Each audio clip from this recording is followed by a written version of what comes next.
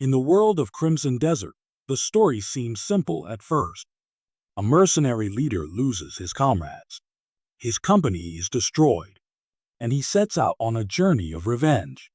But the deeper we look into the lore of Pywall, the stranger the story becomes. Because scattered across trailers, gameplay footage, and developer previews, there are clues suggesting something far more disturbing. What if the hero of the story already died before the game even began? And what if the Kliff we play as is no longer entirely human? Before the events of the game, the continent of Pywall stood in a fragile balance. Different factions fought for power, but in the northern region of Payloon, there was one group that helped maintain order: the Greymanes, a legendary mercenary company led by the warrior Kliff. They weren't kings, they weren't nobles, but they were respected across the land for one reason: they fought for peace and unity. At Kliff's side stood his closest companions, Unka, Yan, Nera. Together, they held the line between rival factions. But peace in Pywall was never meant to last.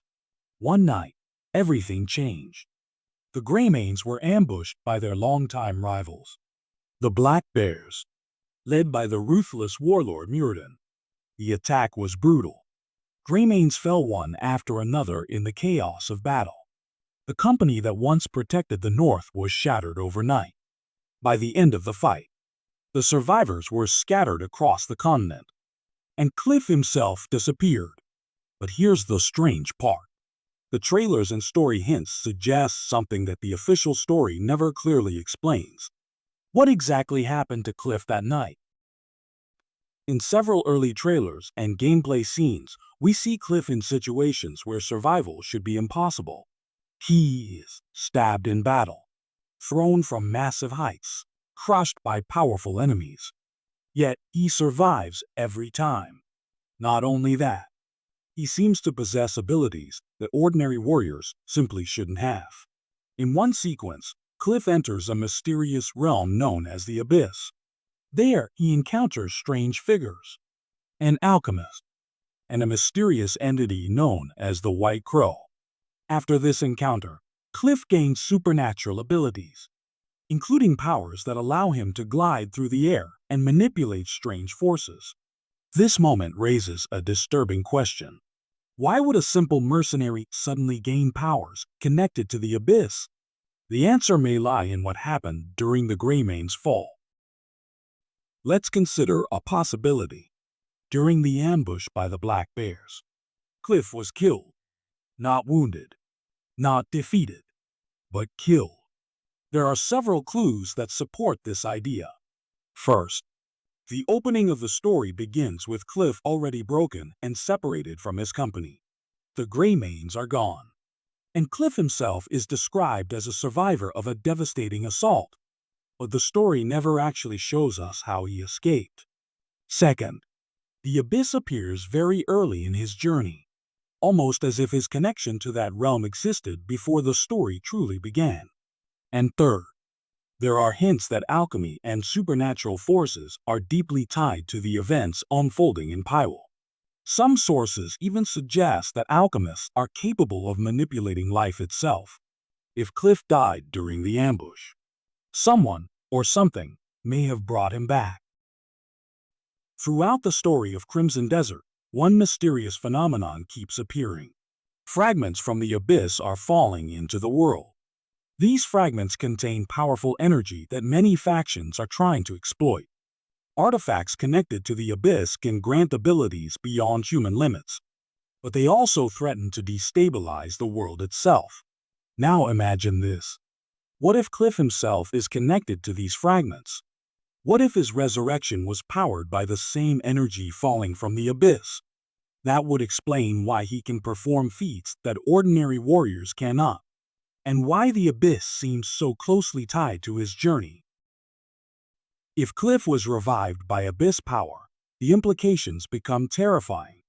Because the Abyss is not just another place. It is described as a mysterious realm whose imbalance threatens the entire world. Its fragments are already causing chaos across Pywall, and many factions are trying to control that power. If Kliff is connected to the abyss, then he may not just be a hero trying to rebuild the Greymanes. He may be something else entirely. A living artifact. A weapon created by forces far older than the wars of men. This leads to a darker possibility. What if Kliff's resurrection was not an accident? What if someone deliberately brought him back? Perhaps the alchemist. Perhaps the White Crow. Or perhaps something deeper within the abyss itself. If that is true, then Kliff's journey to reunite the Greymanes might not be the real story at all. His true purpose might be something much larger.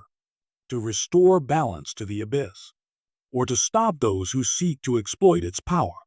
Or worse, to trigger an event that could reshape the entire continent. And this theory might even change how we view the villains.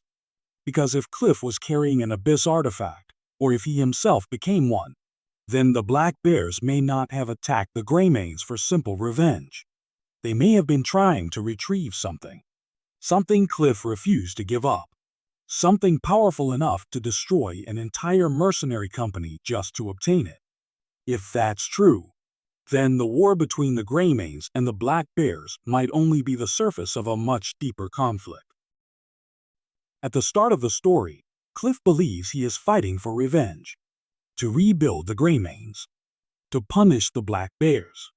But if this theory is correct, his story may be something far more tragic. Because the man leading that journey might not be the same Kliff who fought beside his comrades that night. That man may have died on the battlefield. And the warrior we follow now may be something entirely different.